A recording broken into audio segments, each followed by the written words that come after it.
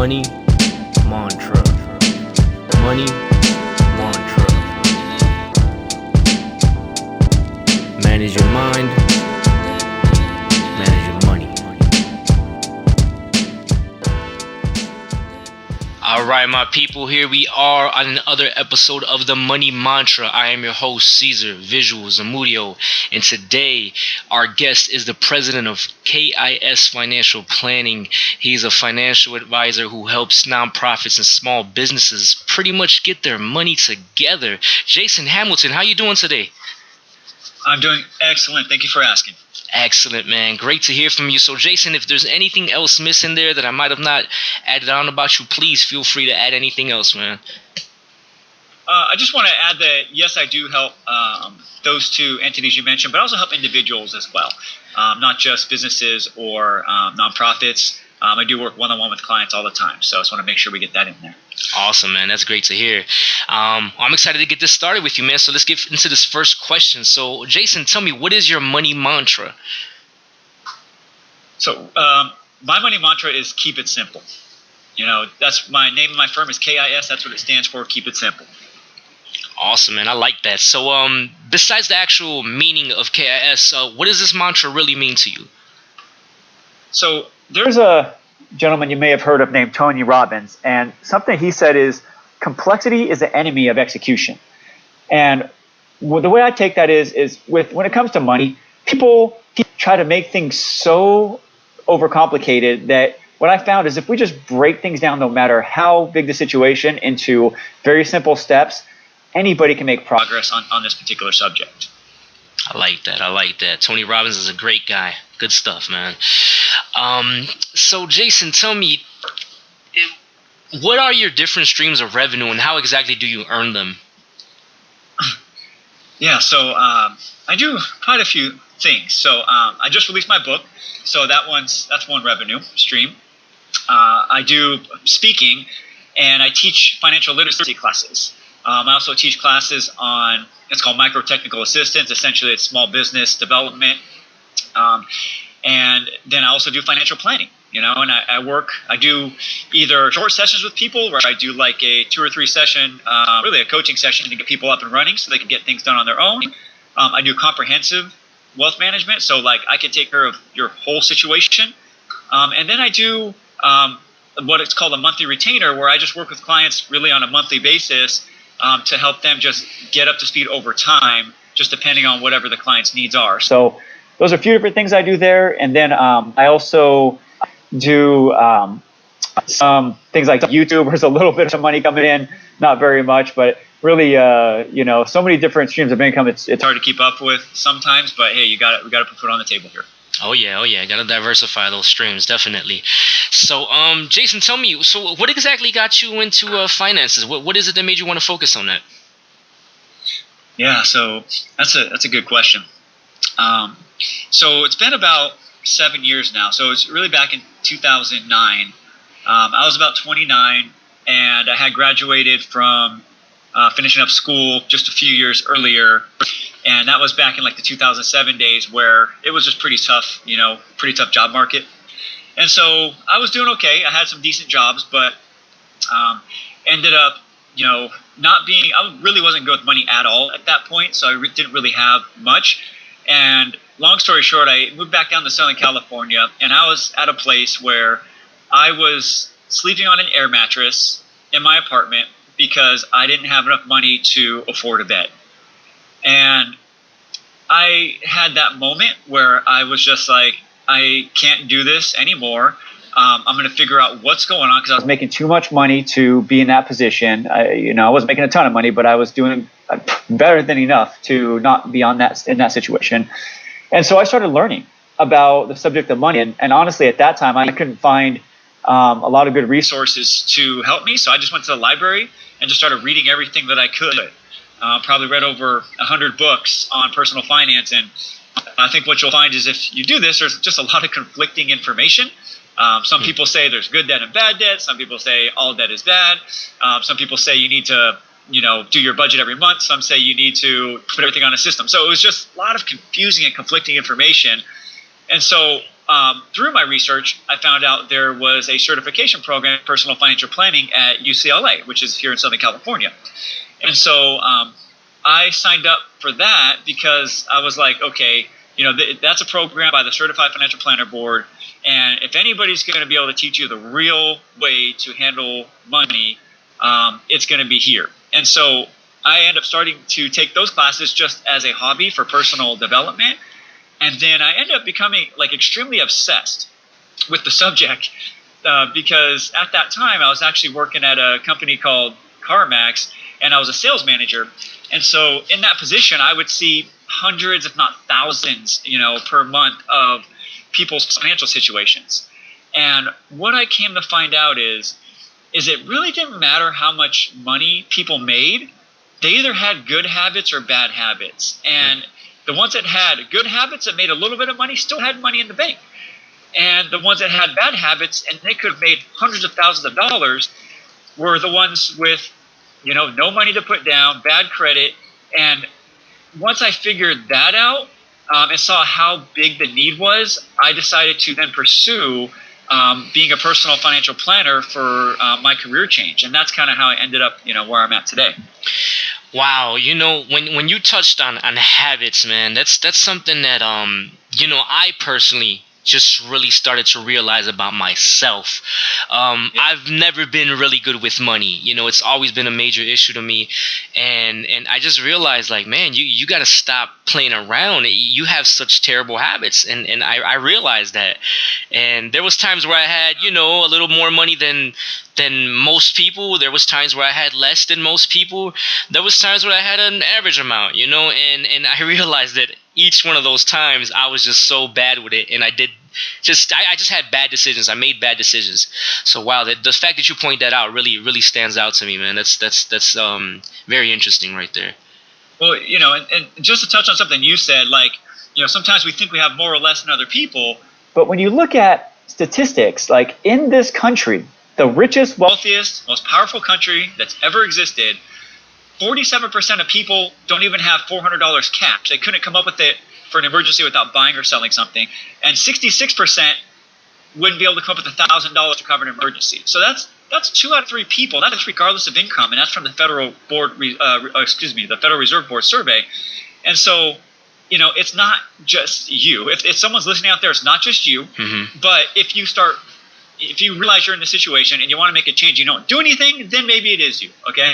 That's what I say. It's you have to be willing to accept the situation and start working on those habits, like you mentioned, to move forward. And I think once you're ready for that, then that's when I can help you out.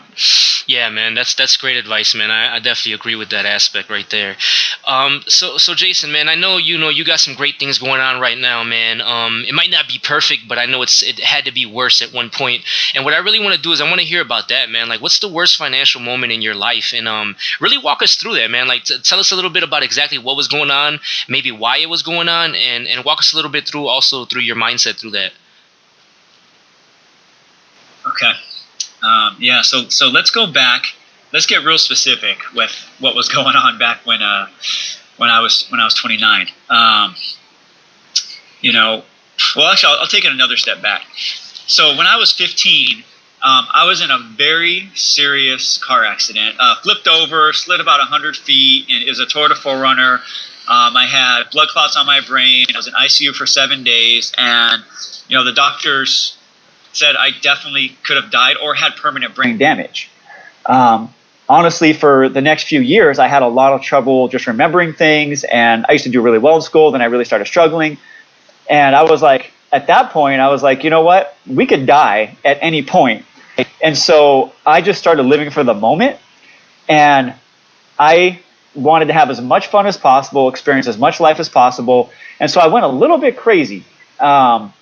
And that was probably for the next 10 or 13 years. And part of that was living on credit cards. Part of that was, financing cars that I couldn't really afford, because I made enough money, but it just seemed to always go away, and then it ended up at a place where I needed to leave the job I was at up in San Jose. And I moved back down to Southern California because I just really loved down here and I wanted to come back.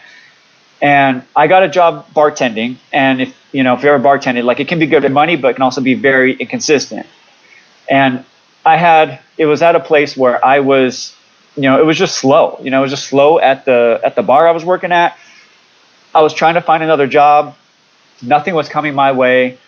And I was there trying to looking there saying, hey, do I pay my car payment? Do I pay my rent? Do I pay my utilities? Like, I didn't have enough money for everything, and I didn't know what to do. And to be honest with you, I was just really scared. I didn't want to be on the street. If I didn't have my car, I couldn't get to work every day. And if I didn't have my utilities paid, what am I going to do? I can't sit there in the dark. And so I was really scared, and I didn't know what to do. I didn't have anybody that I could call, and honestly, I was just really embarrassed. Because previously I was making really good money, but like I said, I would just spend everything. And so when I hit a point where it was a rough spot, I didn't do anything that I needed to do to be prepared for these type of situations, and there was no one out there teaching this stuff that I could find. And no one gave me any good ideas on how to really, like, get out of it. And so, like I said, I just started reading. And what I'll tell you is, if anybody's out there right now and they're struggling with a certain situation, whatever you're struggling with, the answer to it is somewhere in a book. And you may have to read a whole book to get one idea, but that one idea could change everything, with your life. And the one idea that I got is that it's no one else's fault except my own, and that I had to make a decision to whether I want to continue down this road or if I want to make some changes and move forward with my life. And for me to move forward, it wasn't that anybody had to give me anything, or was that it wasn't that I needed less problems. It was just that I need to become better as a human being, with what I do, with my communication skills, with my money skills, with pursuing my career. And I had to make some decisions on what I really wanted, and because I was just kind of drifting until that point. And once I decided what I really wanted and set that goal and wrote that goal down, that's when I started getting real progress. And that's when I was finally able to land a job at, I wanted to be in sales at a Fortune 500 company because I thought that was the answer to all my problems, which for a while it was great. But come to find out, I'm not the type of person that really can work for a company forever. But that's another story. But, sitting there on my half-deflated air mattress in my apartment in Newport Beach with a BMW in the garage, looking like I was doing really well. I had designer jeans. I had a nice bag. I had a Louis Vuitton wallet, and it was just all fake, man. It was just all a front. And when you live in Southern California, there's something that I've now termed called the SoCal syndrome, is that there's a lot of societal pressure, and I'm sure it's not just here. It's in any big city or even some small cities, but there's a societal pressure that we feel that we need to live up to a certain standard because our peers or people around us are going to judge us if we don't. And I think we take the mindset of, as long as we look good on the outside, no one's going to know what's really going on, and we can get away with it. Well, I hit that point where I wasn't able to get away with it any longer, and it kind of, it hit me really hard, and I had to rebuild, from nothing. And until I made the decision that I wasn't going to live like this anymore, and I'm going to learn everything that I can about developing myself and my skill set to move forward, that's when I finally was able to break out of it, because most of the times it's a mental block. It's nothing else besides our own selves, the stories we tell ourselves about where we came from, why we're here, and whose fault it is or whose it's not. Until we accept that it's all on us, is when I was able to move forward. And I think that's for anybody. That's how you're gonna be able to move forward. Wow, man, that's great stuff, Jason. You mentioned a couple things and what really stands out to me is that I'm seeing is self-awareness and self-love, man. Really, at the end of the day, because when you kind of don't care anymore what people think, and you start to be aware of yourself, and you start to really care about yourself without the opinion of others, that's when I feel you kind of get free and you get where you really need to be. I like that, man. That's like that. Absolutely correct. Yeah, that's great, man. That's great stuff right there. All right, Jason. So, I mean, you went through all this, man. It was a roller coaster, really. It was up and down, and because you felt like you were on top of the world, but you really weren't, because you didn't really have it all figured out. But you're in a better place now, and that's great, man. So, tell me, what did you really learn from that? What was the main thing you learned from that, and what would you want listeners to walk away with from your story? What I took away from that is you have to have your foundation in place before you start trying to get fancy. Okay. And to dig a little deeper into that is, if you're trying to start a business, for example, you don't need a big fancy office. You don't need to have a certain level of car. You don't need to have a certain type of watch, before you can go do these big things. You don't need the best technology, when it comes to money, before you start going and, financing cars and buying houses that you can't afford, you need to have some cash in the bank, man. You need to have money in the bank. And sometimes you got to sacrifice that Friday night. I sacrificed for years to get where I needed to be able to lay that foundation to where I can take some bigger risks. And I think a lot of people, not just young people, but people in general, they say 84% of people are not happy with their job. Well, the reason why they can't leave is because they don't have 3 or 6 months of cash in the bank to take a risk to go do something different, and they sit there supporting all this external representation of what they think they should be, because they need to collect that paycheck, because if they don't, then that car payment's not going to get paid, the mortgage payment's not going to get paid, and everything else that they're financing is not going to get paid. And so it's all, you got to start with your foundation, just like if you're building a house, man. You wouldn't build a house without the foundation first. And that's the same thing with your life. You got to build your financial foundation, your health foundation, and also your career foundation before you really start trying to push yourself and do things that are outside of your comfort zone. Good stuff, Jason. Foundation is definitely key. So look, we're wrapping up this first section right here of questions, Jason. And before we wrap up this first section, I just want to ask you, is there a tip or two that you could really give the listeners that maybe they're overlooking, something really basic about finances that they might be overlooking or just really not considering, that could be very helpful to them? Yeah. The number one thing that comes up is that people actually haven't sat down and just written down on paper exactly what their expenses are, compared that to how much they're making, and see that, hey, do I actually have a little bit left over each month or do I not? And then making those adjustments from there. So the first step is just to write it down on paper, see where you're at, and see if the problem is really your income or if it's really your expenses and what you need to do going forward. Great one. All right. So everyone, we are about to take a small break right here, and we will be back shortly. We're going to hear from some people that support the podcast, and we'll be right back on the Money Mantra. What's good, my people? So, one thing I really dig about being an entrepreneur is the marketing and branding aspect. There's something great about having an idea and being able to manifest it in a way that really gravitates to people. And something that's been able to help me do that is Wave. I went to wave.video, that's WAVVE.video, where I was able to create images and combine them with some audio from the podcast and turn those into video. I've been able to use that video all over the Money Mantra social media. You could go check those out right now. If you want to create your own like that, just go to wave.video. That's WAVVE.video. All right, everyone, we are back here with Jason Hamilton on the Money Mantra. And of course, I'm your host, Caesar, Visuals Amudio. So, Jason, let's get right into this, man. Tell me, what's your biggest challenge when dealing with money? So I think we had talked before this, but we both grow up in very low-income situations. Is that right? Yes, sir. Yeah, and so the challenge of people that came from low income is a lot of times we live in scarcity. And so sometimes we live in fear that the money is not going to come. So we hold on to everything so tight. And I definitely have a challenge with dealing with that. So I intentionally do different things, if you want to talk about that, to make sure I get out of that mindset. But fighting scarcity is a big one. Great one. How about your personal mindset, man? What gives you a problem?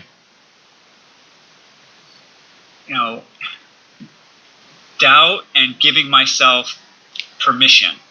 Um, you know, like I spent a lot of time studying this subject, but I still feel like, oh, well, maybe I don't know enough to help other people. Maybe I'm not the one that should be out there speaking about it.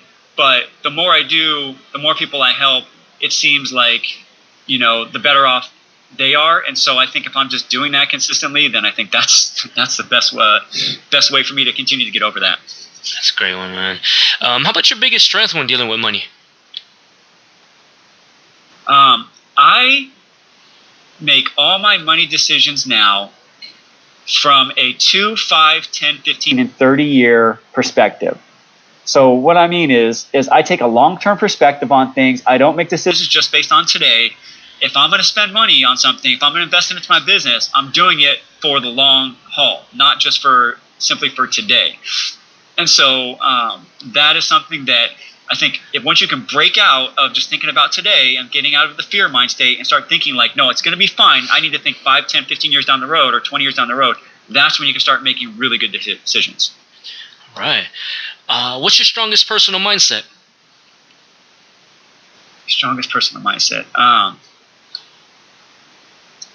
Is that my strongest personal mindset is that I don't care what anybody else thinks. Like right now, I just started doing Facebook Live videos, and I've been doing YouTube videos for a while. That's probably the number one fear of most people is actually putting themselves out there. Mm-hmm. And I've gotten to a point where I really just don't care because I know somebody out there, and I've gotten tons of emails and feedback from it, that people need this information and they want it. So, even though it's super uncomfortable and it's like, I have to sometimes just go 3, 2, 1 and upload and just do it. Like I know that at the end of the day, once I do that, I'm done. I move forward, it's up there, and I'm ready to help the next person. I like that, man. You're facing it and you're going with it, man. I like that. Good stuff, man. That's it. What's the greatest thing you're looking forward to every day in your life, Jason?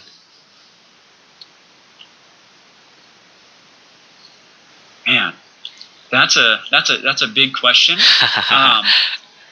All I can tell you is right now, I'm really excited about when our next financial literacy event is going to be, because we just started doing these, within the last year.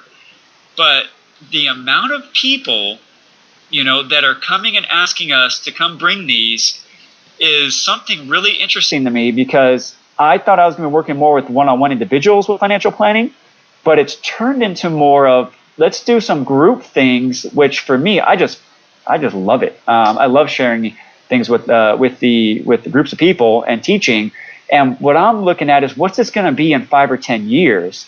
Because right now it's less than a year, and we're already getting traction with our financial literacy course. So that's what gets me excited every day, is how I can push the boundaries on how much value I can provide for our audience. Awesome, man. Do you have any routines or habits that keep you focused on your goals?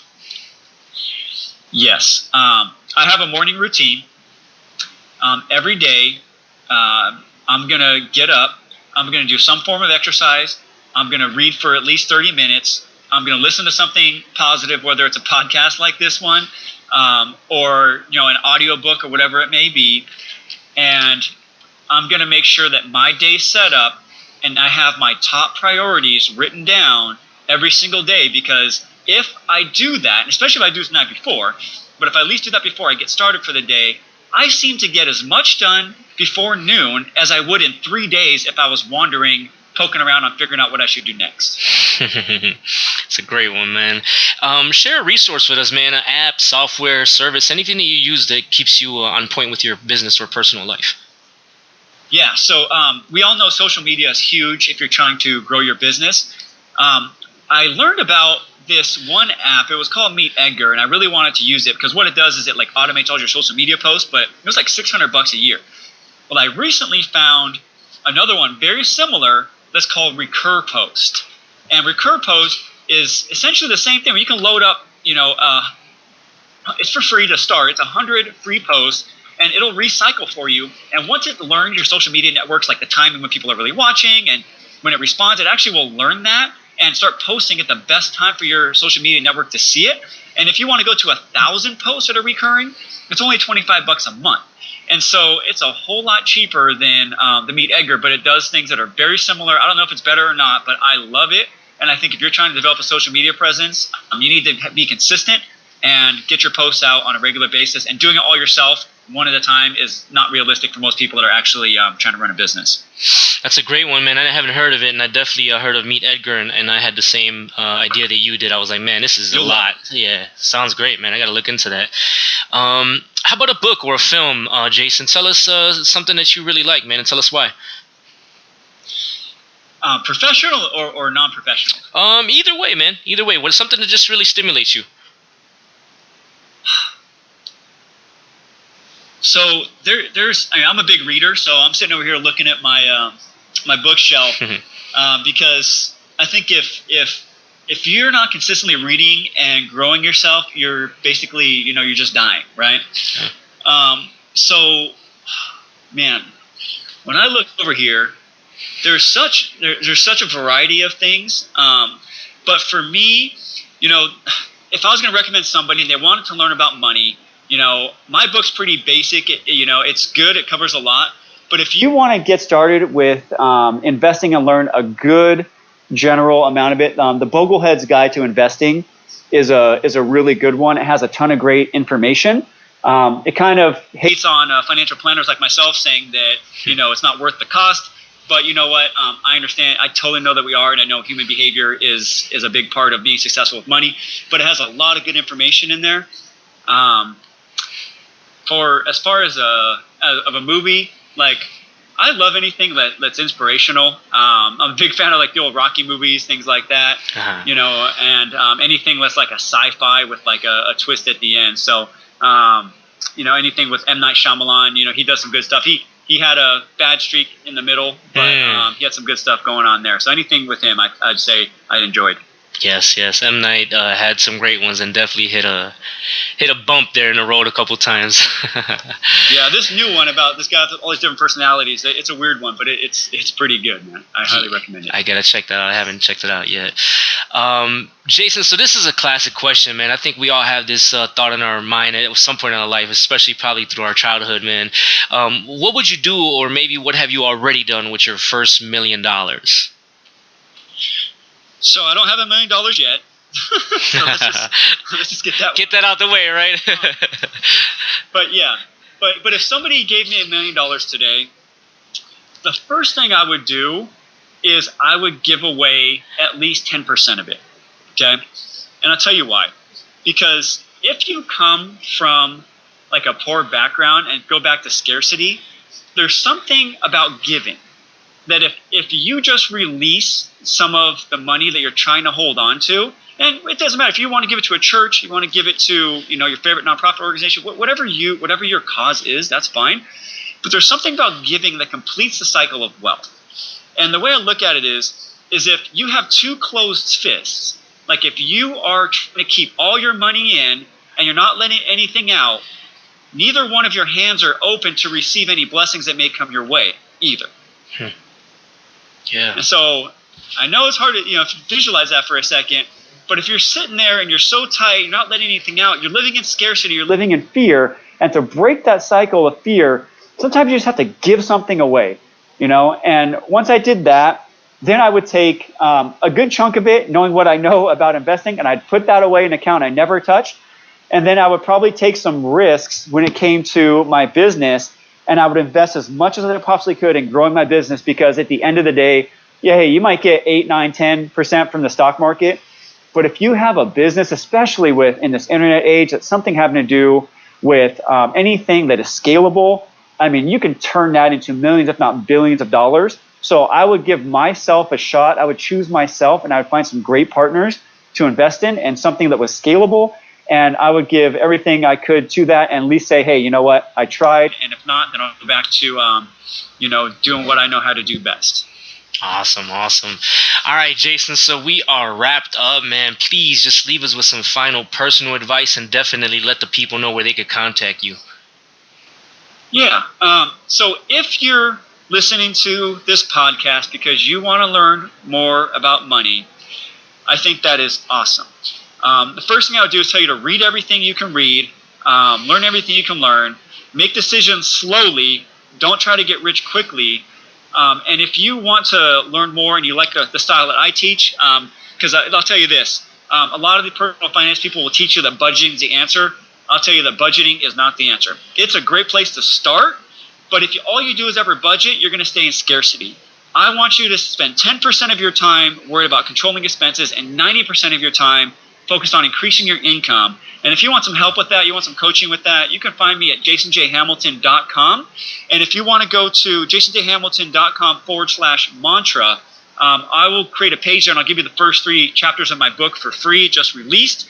And that'll give you a good foundation to get started. And I think it's only 99 cents on Amazon anyways. But I want people to pay at least $1 because I know if they pay something, they're like 50 or 60% more likely to take action on something that they learn. Okay, so if you want to spend $1 and you get my book and you don't learn anything, I will give you your $1 back. And then if you're interested in financial planning, then you go to my website at kisplanning.com. Like keep it simple, kisplanning.com, and you can find a lot about me there. And then my YouTube channel is probably my favorite resource, youtube.com/Jason J. Hamilton. And I'm on social media at KIS Planning. So Twitter, Facebook, all that good stuff. Awesome, Jason. So listen, man, I want to appreciate you one more time for the time that you've given us here on this podcast. I want to say thank you. No, thank you. And as always, to you, to the listeners, peace, blessings, hundreds of lessons. This is the Money Mantra.